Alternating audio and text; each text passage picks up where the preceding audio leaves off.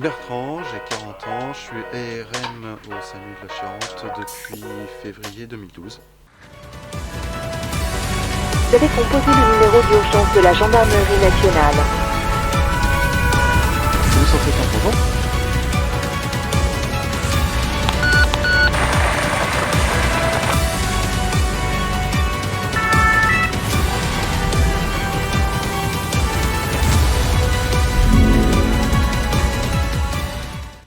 L'ARM, l'assistant de régulation médicale, c'est lui qui réceptionne tous les appels qui arrivent au centre 15, dans un centre de régulation de réception des appels, qu'on appelle un CRA. Il va créer le dossier de régulation médicale en prenant l'identité, l'adresse du patient, sans quoi il n'y a aucune intervention possible. Et il va poser quelques questions fermées pour savoir quelle est la situation, évaluer la gravité, pour pouvoir prioriser et orienter l'appel. On va aussi guider les gens pour faire les gestes de premier secours en attendant soit la régulation médicale par le médecin, soit l'arrivée des secours sur place qu'on aura déclenché dès l'appel si c'est une détresse vitale. Je suis ancien militaire. Après avoir fait 5 ans d'armée, je me suis réorienté en tant qu'ambulancier privé. Quand j'ai fait ambulancier privé, j'ai découvert le monde de l'urgence. Au bout de 2 ans, il y avait une place qui se libérait ici au SAMU 16 en tant qu'assistant de régulation médicale. J'ai franchi le pas.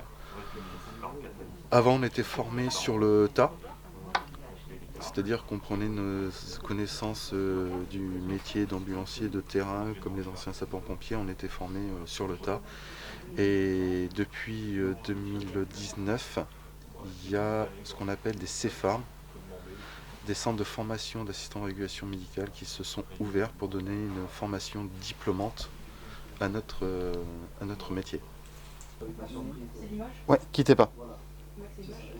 De l'empathie, parce qu'on a des gens au téléphone qui sont, pour eux, font face à une détresse impressionnante pour eux, mais qui pour nous en fait n'est pas vraiment une urgence. Donc il faut réussir à discuter avec eux, il faut avoir la tête bien accrochée. Parce qu'on passe émotionnellement, on peut passer de quelque chose qui a un appel qui n'a rien à voir avec le SAMU. On pense à n'arriver jamais au SAMU et jusqu'à l'arrêt du nourrisson, du nouveau-né et tout ça. Donc émotionnellement, ça peut être très dur, un changement émotionnel en l'espace de quelques secondes. Ça se passe très bien, suivant la journée, des journées calmes forcément, c'est beaucoup plus détendu que des journées mouvementées comme on a eu l'hiver dernier avec l'accumulation du Covid, des symptômes grippaux hivernaux, de toutes les pathologies hivernales, plus la grève des médecins, c'était un petit peu plus compliqué. Comment l'expliquer? Là c'est un peu plus compliqué. Oui, il y a des appels abusifs, parce que le SAMU n'est pas en journée, n'a pas vocation à répondre à certaines questions.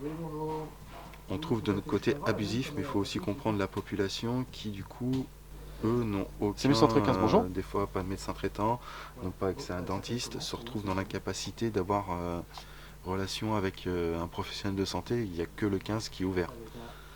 Donc on essaye de faire de l'éducation pour leur demander d'essayer de trouver une autre solution. On comprend bien leurs problématiques. Il faut bien comprendre aussi que le SAMU, c'est un service d'aide médicale urgente et on traite les urgences. Parce que là, si vous voulez, moi, en journée, le SAMU, c'est les urgences vitales, les arrêts cardiaques, les choses là. J'ai pas de médecin généraliste.